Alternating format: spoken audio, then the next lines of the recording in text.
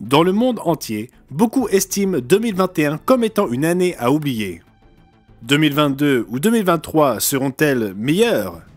Un nouveau type de réalité, la réalité virtuelle numérique, devient populaire auprès de ceux qui veulent faire l'expérience d'une vie meilleure ou d'une certaine manière réaliser leur rêve d'une vie plus enthousiasmante. L'une des plateformes de réalité virtuelle les plus utilisées est le métavers Roblox. Emergent Tech fait état de cette tendance étonnante. Le métavers de Roblox est déjà là, et il est extrêmement populaire. La plateforme affirme que plus de la moitié des enfants américains l'utilisent et compte près de 50 millions d'utilisateurs quotidiens. Nous comprenons le désir d'échapper à ce monde troublé et vouloir vivre artificiellement dans un monde imaginaire. Mais comment définir la réalité? Une réalité et une vision plus grande vont bientôt arriver dans ce monde. La Bible décrit une transformation glorieuse que le monde va connaître. Ce nouveau monde à venir est bien réel. Il s'appelle le royaume de Dieu et sera dirigé par le roi des rois et seigneur des seigneurs Jésus-Christ. Il vous faut connaître ce nouveau monde à venir tel qu'il est écrit dans Hébreux 2 et au verset 5. Inconnu même des nombreux chrétiens, la Bible décrit une époque de paix mondiale entre toutes les nations. La Bible décrit sa structure gouvernementale, son système éducatif et les valeurs familiales et culturelles dont jouiront tous les peuples de toutes les nations de la planète Terre. Cela vous semble-t-il impossible? Il vous faut connaître l'incroyable monde réel à venir et votre place dans ce monde. Restez à l'écoute.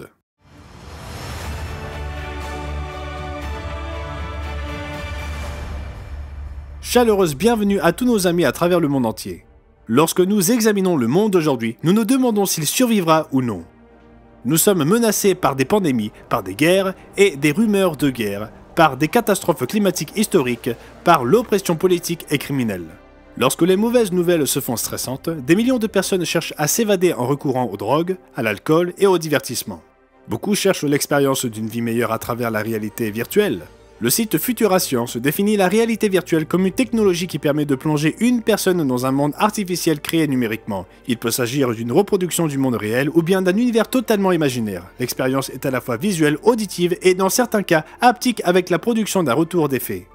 Les plateformes de métavers sont très populaires. On peut choisir de voyager artificiellement dans des lieux exotiques ou de s'efforcer de réaliser des objectifs impossibles par le biais du métavers. Le New York Times a rapporté cet exemple. Se marier dans le métavers. Les récentes noces d'un couple dans le monde virtuel, connu sous le nom de métavers, illustrent les possibilités d'un mariage qui ne soit pas entravé par les limites de la réalité. Mes amis, voulez-vous une vie libérée des contraintes de la réalité? Nous ne pouvons pas échapper à nos obligations financières, à nos responsabilités professionnelles et familiales.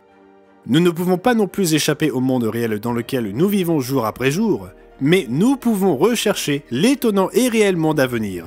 Ce monde sera un monde glorieux rempli de paix, garanti par le chef de ce royaume à venir, le Messie Jésus-Christ.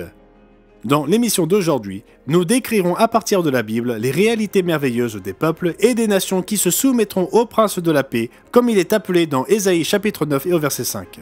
À quoi ressemblera ce royaume? Quelle forme de gouvernement mondial prévaudra? Quelle religion sera pratiquée par toutes les nations de la Terre?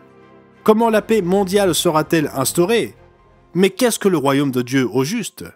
Nous l'avons expliqué dans des émissions précédentes, mais tout d'abord, le royaume a un souverain. Et qui est ce souverain? Décrivant le second avènement du Christ sur cette terre dans Apocalypse chapitre 19.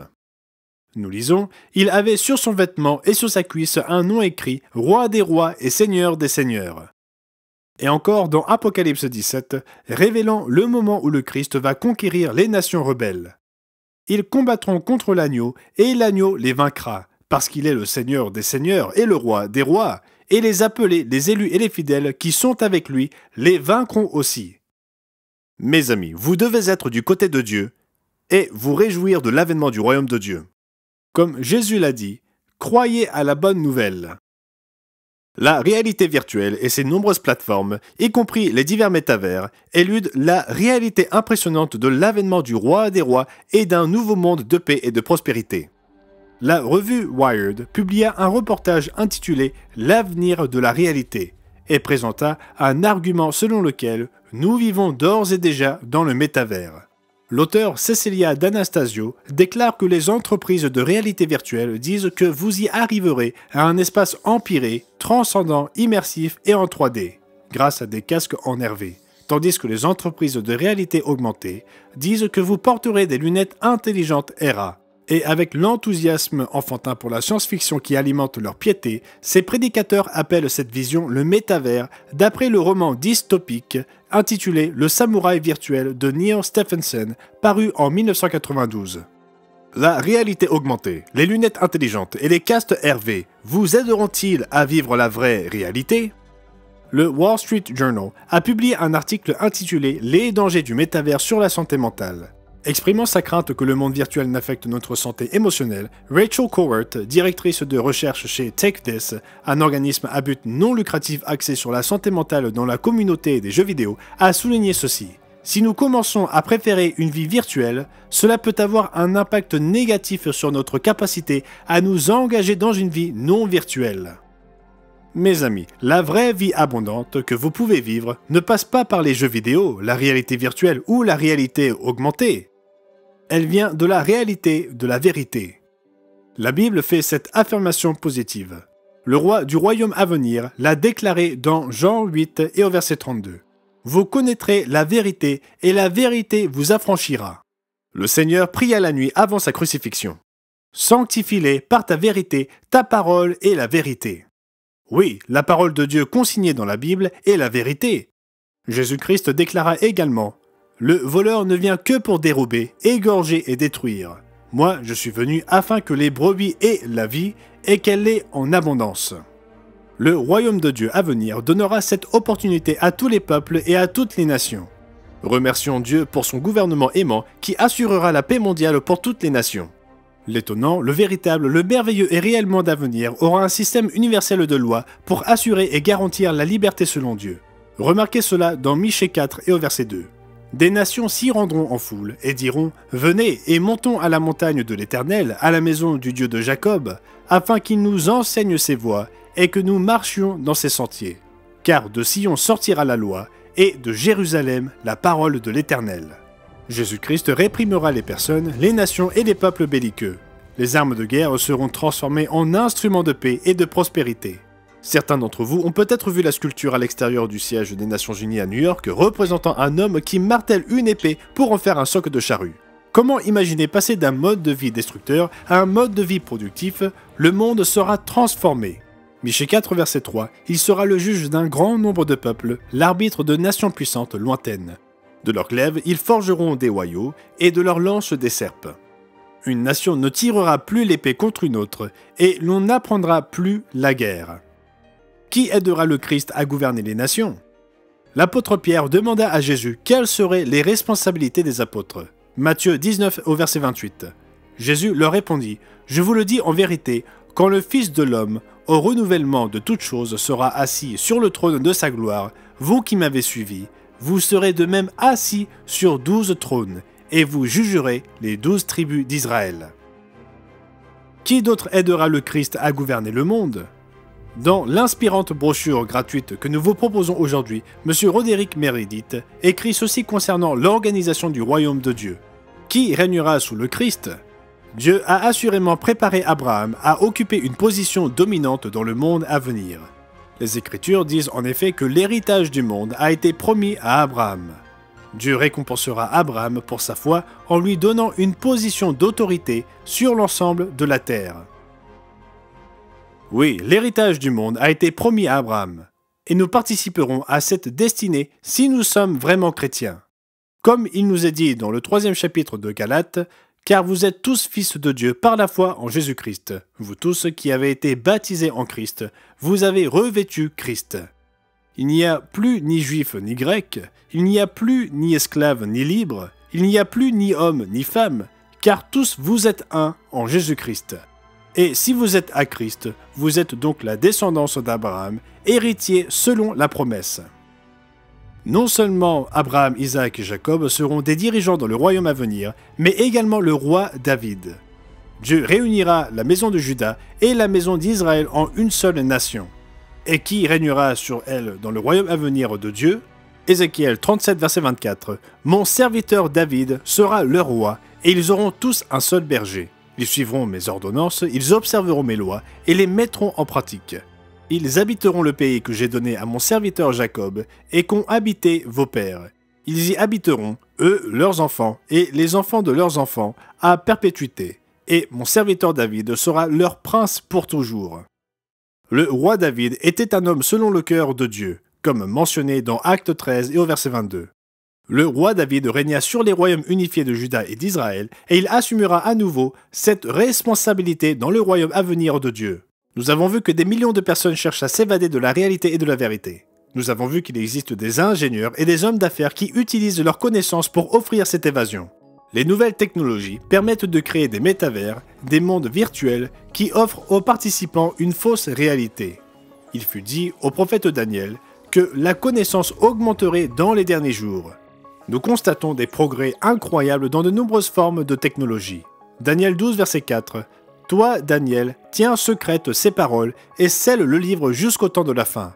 Plusieurs alors le liront et la connaissance augmentera. » Nous pouvons désormais comprendre des détails étonnants dans le monde micro-atomique d'une part, et d'autre part dans l'univers en expansion avec ses 2 trillions de galaxies.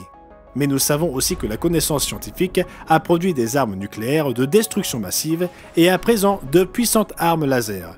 Nous avons les connaissances nécessaires pour détruire toute vie humaine ici-bas. Oui, les ingénieurs et les hommes d'affaires sont plus que jamais capables d'offrir à leurs clients une évasion dans une fausse version de la réalité.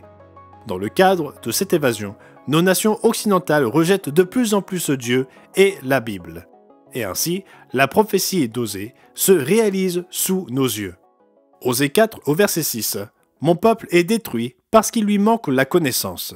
Puisque tu as rejeté la connaissance, je te rejetterai et tu seras dépouillé de mon sacerdoce. Puisque tu as oublié la loi de ton Dieu, j'oublierai aussi tes enfants. » Mais un temps vient où des millions et des milliards de personnes dans le royaume de Dieu apprendront non pas le chemin de la destruction, mais la voie de Dieu.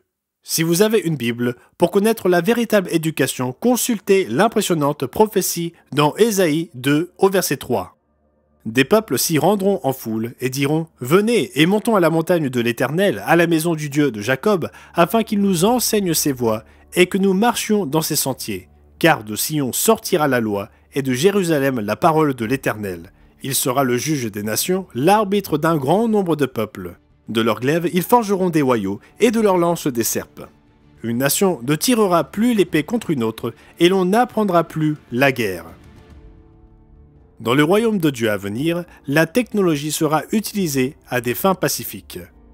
Pouvez-vous imaginer si les énormes dépenses militaires d'aujourd'hui seraient utilisées à des fins pacifiques, au lieu de financer la production des missiles hypersoniques, de puissantes armées marines, des forces aériennes et des guerres spatiales?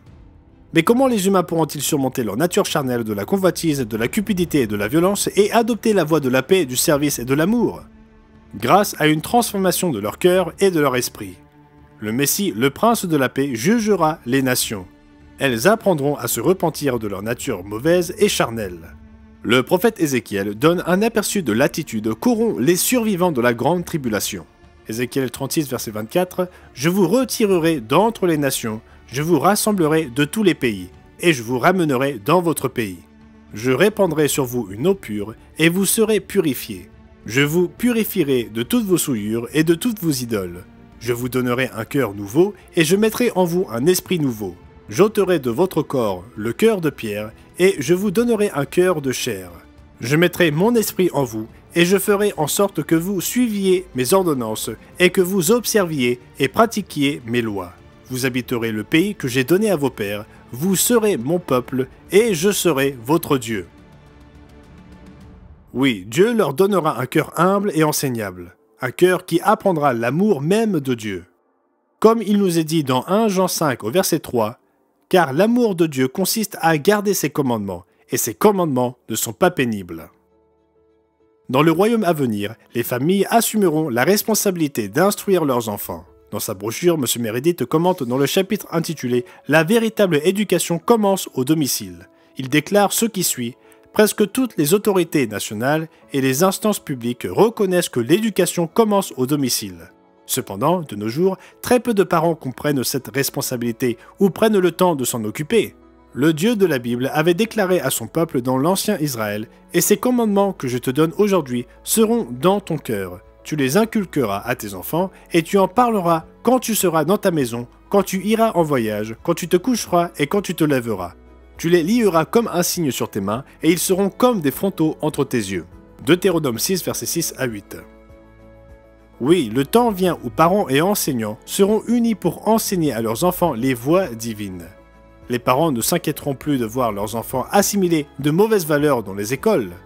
Et mes amis, si vous devenez un membre fidèle de la famille de Dieu dans le royaume, vous pourrez aussi contribuer à apporter la vérité au monde. Le prophète Ésaïe nous donne une vision de cette époque merveilleuse de la véritable éducation. Oui, peuple de Sion, habitant de Jérusalem, tu ne pleureras plus. Il te fera grâce quand tu crieras. Dès qu'il aura entendu, il t'exaucera. Le Seigneur vous donnera du pain dans l'angoisse et de l'eau dans la détresse. Ceux qui t'instruisent ne se cacheront plus, mais tes yeux verront ceux qui t'instruisent. Tes oreilles entendront derrière toi la voix qui dira « Voici le chemin, marchez-y, car vous iriez à droite ou vous iriez à gauche. » Le monde entier apprendra le chemin de la paix et les vraies valeurs. Vous devez rechercher ce royaume à venir. Jésus énonça notre but et notre objectif dans la vie. Cherchez premièrement le royaume et la justice de Dieu, et toutes ces choses vous seront données par-dessus. Mes amis, Dieu appelle les chrétiens fidèles à hériter d'un royaume. Flotterons-nous sur des nuages toute la journée sans rien d'autre à faire? Écoutez cette puissante promesse dans Apocalypse 5, versets 9 à 10. Et il chantait un cantique nouveau en disant « Tu es digne de prendre le livre et d'en ouvrir les sceaux, car tu as été immolé et tu as racheté pour Dieu par ton sang des hommes de toute tribu, de toute langue, de tout peuple et de toute nation. Tu as fait d'eux un royaume et des sacrificateurs pour notre Dieu, et ils régneront sur la terre. » Oui, mes amis, les vrais disciples du Christ serviront toutes les nations en tant que rois et sacrificateurs, et dans le roi des rois à rééduquer le monde sur la voie de l'amour véritable, de la paix et de la prospérité. Apocalypse 20 décrit le rôle des disciples fidèles pendant le millénium, le règne de 1000 ans du Christ ici-bas. Et je vis des trônes, et à ceux, en parlant des disciples, qui s'y assirent, fut donné le pouvoir de juger. Et je vis les âmes de ceux qui avaient été décapités à cause du témoignage de Jésus, et à cause de la parole de Dieu, et de ceux qui n'avaient pas adoré la bête ni son image, et qui n'avaient pas reçu la marque sur leur front ni sur leurs mains. Ils revinrent à la vie, et ils régnèrent avec Christ pendant 1000 ans. Les autres morts ne revinrent point à la vie jusqu'à ce que les 1000 ans soient accomplis, en parlant du jugement du grand trône blanc. C'est la première résurrection. Heureux et saints ceux qui ont part à la première résurrection. La seconde mort n'a point de pouvoir sur eux, mais ils seront sacrificateurs de Dieu et de Christ, et ils régneront avec lui pendant 1000 ans. Mes amis, vous pouvez avoir une fonction dans le royaume de Dieu. Dieu appelle des gens à Christ de toutes les nations pour faire partie de son royaume. Ce gouvernement universel arrive bientôt. Vous devez vous y préparer. Étudiez la Bible, méditez sur le monde transformé sous le roi des rois. Ce merveilleux monde à venir, le glorieux royaume de Dieu sur terre, produira une beauté et aura une productivité que le monde n'a jamais connue. Dieu a béni la terre avec des montagnes impressionnantes et majestueuses, des vallées fertiles et des plaines fructueuses. Nous nous émerveillons devant les lacs immaculés et les océans rugissants. Nous apprécions la variété des fleurs, des plantes, des oiseaux, des animaux et de la vie marine. Même la nature des animaux sera transformée. Ésaïe partage avec nous cette vision du millénium. Le loup habitera avec l'agneau, et la panthère se couchera avec le chevreau. Le veau, le lionceau et le bétail qu'on engraisse seront ensemble, et un petit enfant les conduira. La vache et l'ours auront un même pâturage, leurs petits un même gîte, et le lion, comme le bœuf, mangera de la paille. Le nourrisson s'ébattra sur l'antre de la vipère, et l'enfant sevré mettra sa main dans la caverne du basilic. Il ne se fera ni tort ni dommage sur toute ma montagne sainte, car la terre sera remplie de la connaissance de l'Éternel, comme le fond de la mer par les eaux qui le couvrent. Merci d'avoir regardé. Mes amis, un monde nouveau et merveilleux est à notre porte. Notre brochure « Le merveilleux monde de demain » révèle ce qui se passera au retour du Christ et l'avenir réel auquel vous devriez vous préparer. Vous pouvez recevoir gratuitement votre propre exemplaire en cliquant sur le lien dans la description. Et n'oubliez pas de vous abonner à notre revue gratuite et à notre chaîne pour ne manquer aucune vidéo du monde de demain. À la prochaine fois.